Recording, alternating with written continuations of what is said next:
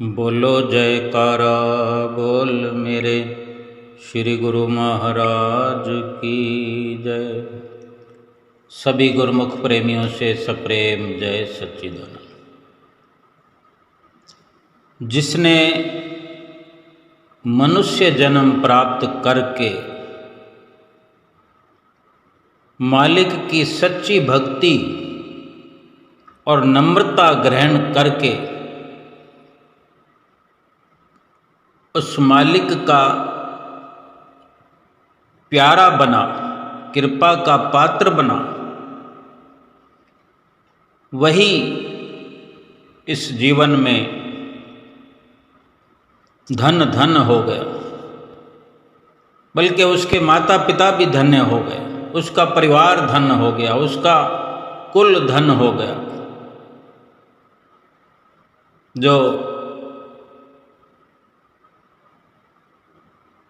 उसके आसपास उसके संपर्क में आने वाले जो ऐसे सेवक के विचारों पर चले वो भी धन हो गए। लेकिन बड़े दुख की बात तो यह है कि इंसान दूसरे कामों में और सबको प्रसन्न करने में प्रयत्न करते रहे, यानी एक मालिक की भक्ति को छोड़कर, सतगुरु की सेवा को छोड़कर बाकी सब कार्य करते रहे। समझो कि दही को छोड़कर पानी को मथते रहे, पानी से मक्खन निकालने की कोशिश करते रहे हैं। उनके जीवन पर अफसोस है, बड़ा दुख है कि दूसरे कामों में निपुणता प्राप्त करके अव्वल से अव्वल, श्रेष्ठ से श्रेष्ठ दर्जे इस संसार में हासिल करके भक्ति से खाली इंसान दुनिया से चला जाता है। ये बड़े अफसोस की बात है।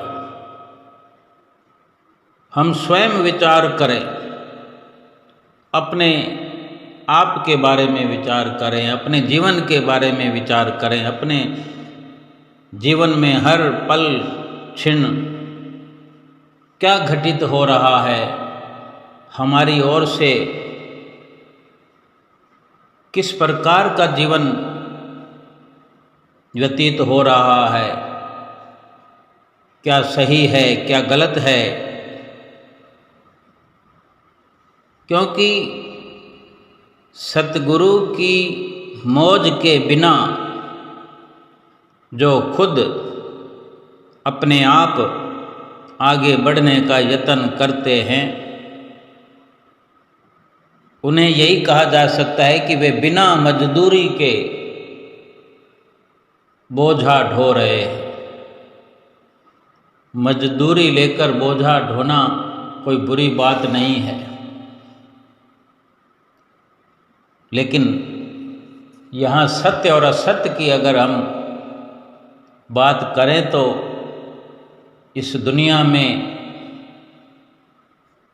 मालिक की भजन भक्ति के अलावा चाहे लाखों की कमाई करने वाले हों, करोड़ों की कमाई करने वाले हों, अरबों की कमाई करने वाले हों, वो देखने में तो लगता है कि बहुत मजदूरी हो रही है, कमाई हो रही है, लेकिन ये कमाई धुर दरगाह में लेकर नहीं जाया जा सकता। इसलिए महापुरुष उदाहरण देकर समझाते हैं कि ऐसे ही समझा जाएगा कि वे लोग जो सतगुरु की भक्ति नहीं कर रहे हैं, सतगुरु की मौज पर नहीं चल रहे हैं, वे बिना मजदूरी के बोझा ढो रहे हैं। यानी लगे हुए तो हैं, शरीर थक रहा है, शरीर खर्च हो रहा है, श्वास खत्म हो रहे हैं, सब कुछ स्वाह हो रहा है, लेकिन हाथ में कुछ भी आना पाई नहीं है। जो वक्त मुसीबत जब यहाँ से गठड़ी बांध करके ये बंजारा, ये सौदागर इस संसार से जाएगा, तो रास्ते में कुछ भी खर्च करने के लिए हाथ पल्ले न होने के कारण 84 लाख योनियों में सड़ने के लिए भेज दिया जाएगा। यही अगर जीवन की वास्तविकता हमारी है तो बहुत दुखद है। अभी बहुत बदलाव किया जा सकता है, क्योंकि समय वक्त अभी हाथ में है, श्वास भी हमारे पास बचे पड़े हैं, उम्र समय भी हमारे पास है। इसी में बदलाव कर लिया जाए। जो एक श्रेष्ठ समझने का जो भाव है इंसान का, कि दूसरों पर दबाव डाल करके स्वयं को श्रेष्ठ समझना है, मगर ये नहीं जानते कि श्रेष्ठ कौन है। श्रेष्ठ वही होता है जो प्रेम और नम्रता से परिपूर्ण हो, नम्रता से, विनम्रता से भरा हुआ हो, वही श्रेष्ठ होता है। किसी पर दबाव डाल करके जबरन अपने आप को श्रेष्ठतम करके दिखाना, दिखावा करना, ये अपने लिए बहुत घातक सिद्ध हो जाता है। अपने जीवन का मूल्य जो हम अपनी मर्जी से लगाते हैं, एक दिन ये पता लगता है कि हमने कितना घाटे वाला काम किया, कि सब कुछ यूं ही समाप्त कर दिया।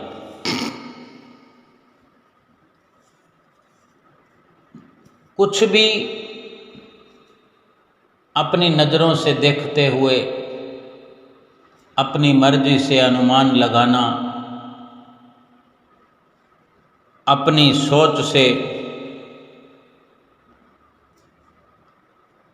अपने ख्यालों से ख्याली पुलाव बनाना, यही दर्शाता है कि जैसे कि आंख बंद करके निश्चिंत होकर के बैठ जाएं तो कुछ भी ठीक प्रकार से निर्णय नहीं हो सकता। और जो हम खुली आंखों से निर्णय करते हैं, ये आंखें झूठी है। झूठी आंखों से देखकर किया हुआ निर्णय भी झूठा होता है। जो झूठी आंखों से हम रात और दिन देखते हैं, देख रहे हैं, वो भी सब झूठा है। संतों महात्माओं का जो हमारे लिए फरमान हुआ करता है कि वो कुछ अलग हमें दिखाना चाहते हैं, कुछ समझाना चाहते हैं। और जो सतगुरु की मौज पर चलता है, उनकी आज्ञा पर चलता है, उसका नज़रिया बदल जाता है, उसकी सोच बदल जाती है, उसकी आँख भी सत्य और असत्य का निर्णय करने वाली खुल जाती है, उसका सच्चा अनुभव खुल जाता है, वो निर्णय भली भांति कर पाता है कि क्या ठीक है और क्या गलत है। एक पेड़ के नीचे एक कुत्ता बैठा था, वहाँ बैठे बैठे वो एक सपना देख रहा था। कुत्तों के बारे में हम जानते ही हैं कि बैठे बैठे ही सो जाते हैं, थोड़ा सा सर पटक दिया और सो गए। कब सो जाते हैं, कब उठ जाते हैं, थोड़ी सी आहट पाकर उठ भी जाते हैं। उसकी आंख लगी और उसने सपना देखा। सपने में क्या देख रहा था कि जो उसको आनंद झलक रहा था, आनंदित हो रहा था और मस्ती में ललचाए जा रहा था।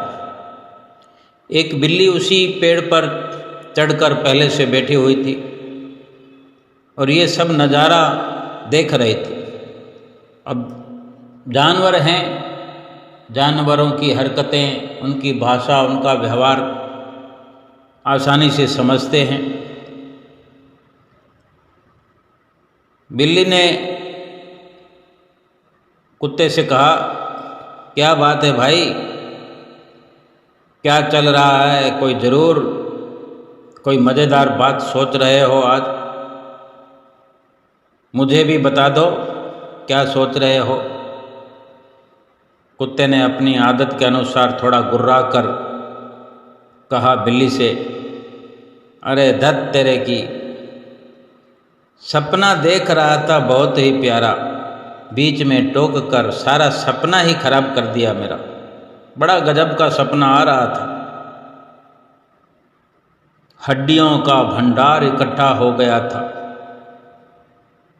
चारों तरफ हड्डियां ही हड्डियां बरस रही थी ऊपर से, जैसे कि बारिश की जगह चारों तरफ हड्डियां बरस रही हों। तो बिल्ली ने कहा, बड़ा मूर्ख है तू,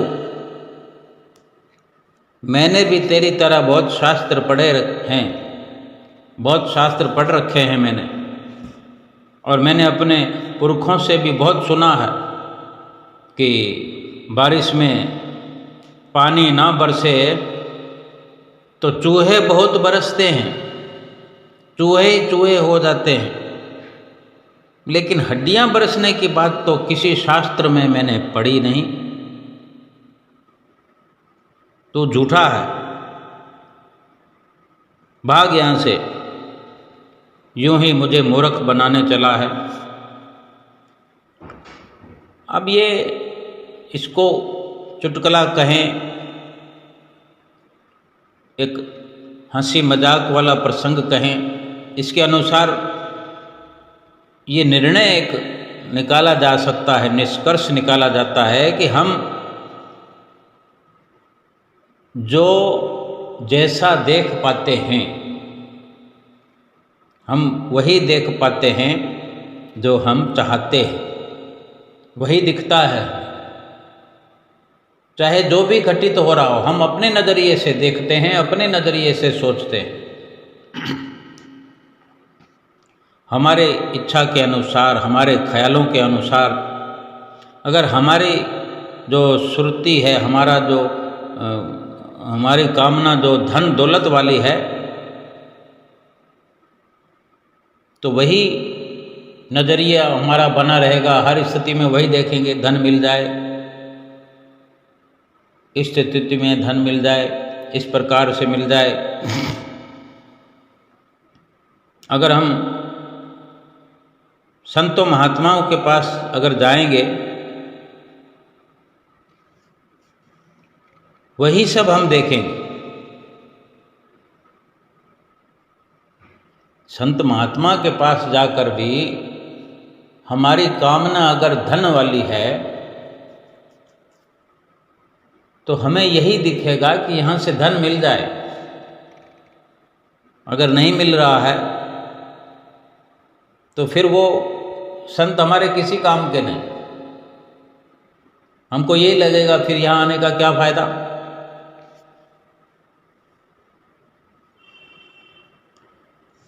अगर हमें हमारी ज़रूरत का मिल जाए तो हम कहेंगे वाह वाह वाह वाह, चाहे वो संत महात्मा ना हो,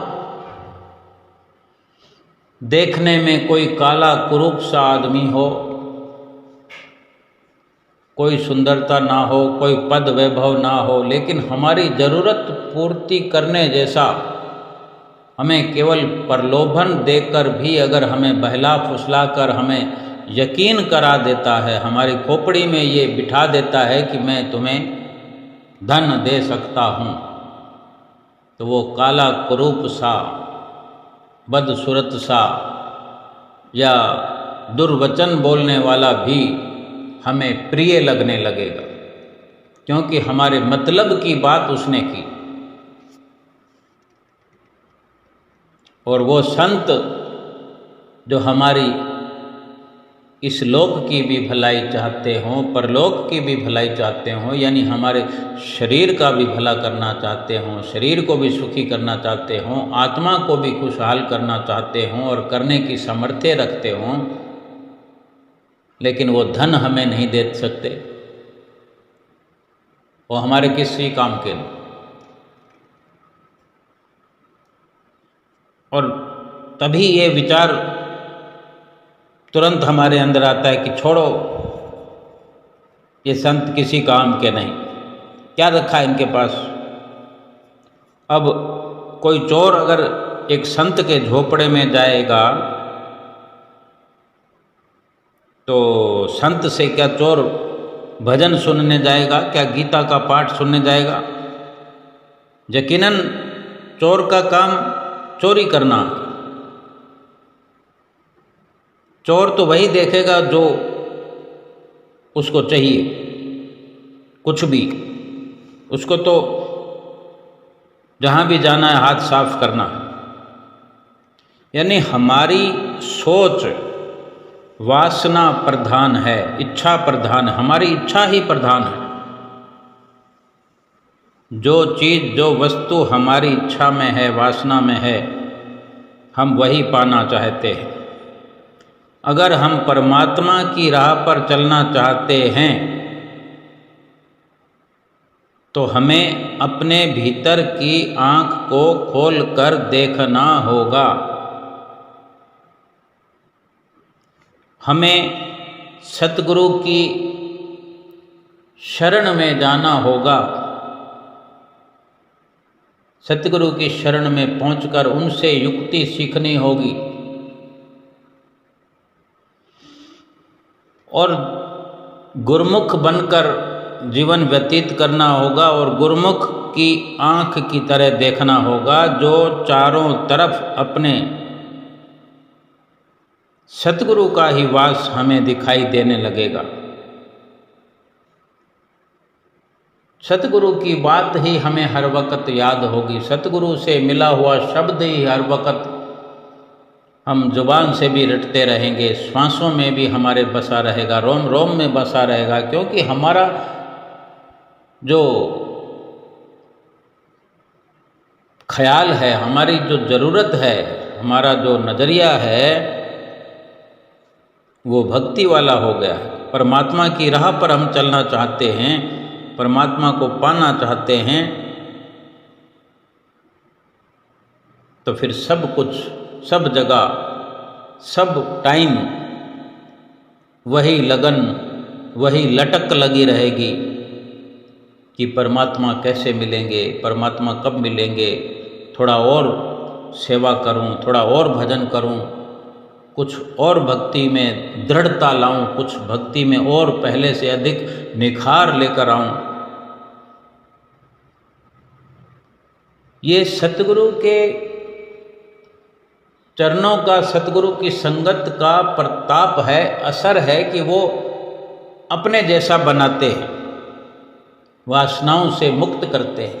संसार में चाहे जैसे हम सपने देखते रहे, संसार में हम खुली आँखों से भी स्वप्न देख रहे हैं, बंद आँखों से भी स्वप्न देखते हैं, दोनों का नतीजा एक है। खुली आँखों से जो हम लाखों करोड़ों कमाते हैं, सबकी अलग अलग स्थिति होती है बेशक, सपने भी तो सबको अलग अलग प्रकार के आते हैं। जैसे भी हों, सपन तो सपन ही होता है। हमने चाहे कितनी गड्डियां नोटों की रोज़ के रोज़ हाथों से निकालनी है, अटैची भर के बैंक में ले जाना है, जमा करना है, फिर अटैची को खाली करके वापस ले आना है, दूसरे दिन फिर जाना है, फिर खाली करके ले आना है, फिर बहुत सारा पैसा बैंक से निकाल कर कभी कोई चीज़ परचेज करना है, कभी बंगला ले लिया, कभी कोई गाड़ी ले ली, कहीं कोई बड़ी व्यवस्था में पैसे लगा दिए, कोई बिजनेस बड़ा कर लिया, कोई फैक्ट्री लगा ली। यही सब चलता रहता है जीवन में। जो सतगुरु की शरण में नहीं पहुंच करके भक्ति की चाहना नहीं करते हैं, भक्ति का सौदा जिसने नहीं किया है, भक्ति का सौदागर जो नहीं बना है, भक्ति की राह पर जो नहीं चला है, वो यही सब तो कर रहा है। चाहे कोई रेडी लगाने वाला हो, सब्जी की रेडी लगाने वाला हो, 500-400 रुपये रोज़ कमाने वाला हो, वो भी यही सोचेगा कि मैं उम्मीद करता हूँ कि आज 500 रुपये कमाए हैं तो मैं 400 रुपये में गुजारा करके 100 रुपये बचत करूँ और कल 500 की जगह 600 रुपये कमा करके 200 बचत करूँ, और यही सिलसिला जीवन भर चलता रहेगा। लेकिन कई बार देखने में आता है कि इस प्रकार रेडी लगाने वाले दुकानदार बन जाते हैं, बिजनेसमैन बन जाते हैं, होलसेल का काम करने लगते हैं, लाखों में खेलने लगते हैं। ये उनकी की हुई कमाई और मेहनत का प्रताप नहीं है, ये प्रारब्ध ने पलटा खाया है, किस्मत ने पलटा खाया है। और बड़े बड़े जो लाखों में खेलने वाले, रोज़ के रोज़ बैंकों में लाखों जमा कराने वाले और निकालने वाले कई ऐसा भी देखे जाते हैं कि रेडी चलाने पर आ जाते हैं। ये भी किस्मत का खाया हुआ पलटा है। लेकिन दोनों ही सूरतों में हम ये देखें कि सौदा तो उन्होंने सपने वाला ही किया, स्वप्न में ही लगे रहे। जैसे कुत्ता और बिल्ली स्वप्न की बात करते हैं। एक ने कहा कि हड्डियों का ढेर लगा हुआ है, वो देखकर आनंदित हो रहा है, लेकिन कितनी देर, सपना टूटा और वो हड्डियों का ढेर समाप्त हो गया। एक भी हड्डी नहीं है जिसको वो खा करके अब आनंदित हो सके। थोड़ी देर के लिए आंख लगी और सपना देखा और उसको आनंदित हो करके जो बिल्ली को नज़र आया और उसने पूछ लिया, तो बिल्ली ने ठहाका लगाते हुए नहले पर दहला मारा कि हड्डियों की बात तो झूठी है, चूहों की बरसात होती है, क्योंकि बिल्ली की खुराक चूहा है। ना तो चूहे बरसते हैं बरसात में और ना ही हड्डियां बरसती है बरसात में। लेकिन स्वप्न देखने में क्या जाता है, स्वप्न का क्या लगता है, स्वप्न का लाभ क्या है, स्वप्न का हानि क्या है। स्वप्न में कभी आज तक किसी को ना लाभ हुआ ना हानि हुई। ये नींद का समय जो है, स्वप्न देखकर कुछ गुजर गया और कुछ नींद में गुजर गया, समय व्यतीत हो गया। लेकिन जो खुली आँखों से हम इंसान का जन्म पा करके रात और दिन जो कर रहे हैं, जब संतों महापुरुषों ने बताया है, शास्त्रों में वर्णित है, ये संसार सपना है।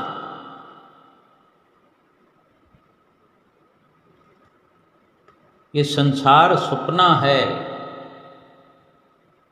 और सपने से फिर क्या हासिल कोई कर पाएगा? क्या स्वप्न से हासिल होगा? क्या स्वप्न वाले हमारे अपने मित्र बनेंगे? क्या स्वप्न वाले हमें कोई पद दिला पाएंगे, ऊपर ले जाएंगे या नीचे धकेल पाएंगे? कुछ भी नहीं, केवल वक्त जाया हो रहा है। जो केवल संसार की कार्रवाई में है, चाहे कोई हजारों कमा रहा है, कोई करोड़ों अरबों कमा रहा है, या कोई फुटपाथ पर बैठ करके अगर भीख मांग रहा है, पेट तो सब भर रहे हैं। प्रारब्ध के अनुसार भूख और फाका भी देखना पड़ता है, और कभी कभार रसगुल्ले तो भिखारियों को भी मिल जाते हैं।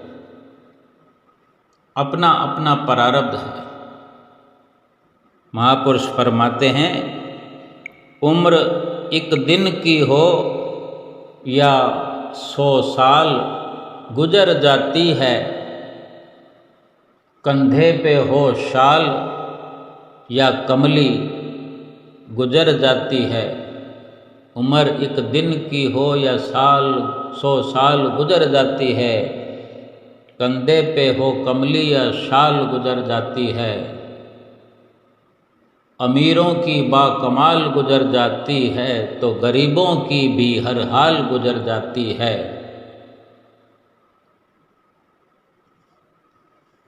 हक तो ये है कि हक में लगा रहे ध्यान, वरना अफसोस पामाल गुजर जाती है। यानी चाहे किसी की उम्र एक दिन की हो या 100 साल की, वो तो गुजर ही जाती है और गुजर रही है। महापुरुष किस सच्चाई से अवगत कराना चाहते हैं, अगर हम समझ सके। उम्र एक दिन की हो या 100 साल गुजर जाती है, कंधे पे हो कमली या शॉल गुजर ही जाती है। यानी कंधे पे कोई बढ़िया महंगी पश्मीना शॉल हो या कोई फटी पुरानी कंबली हो, कंबल हो, गुजारा तो हो ही जाता है। अमीरों की बाकमाल गुजर जाती है। अमीरों की तो बाकमाल यानी मस्त जिंदगी गुजरती है, खाना पीना ऐश इशरत। लेकिन वे फरमाते हैं कि गरीबों की भी जैसे तैसे हर हाल में गुजर ही जाती है। लेकिन ये हिदायत है संतों की कि हक तो यह है कि हक में लगा रहे ध्यान। हक यानी हकीकत, हक यानी अधिकार, हक यानी भगवान।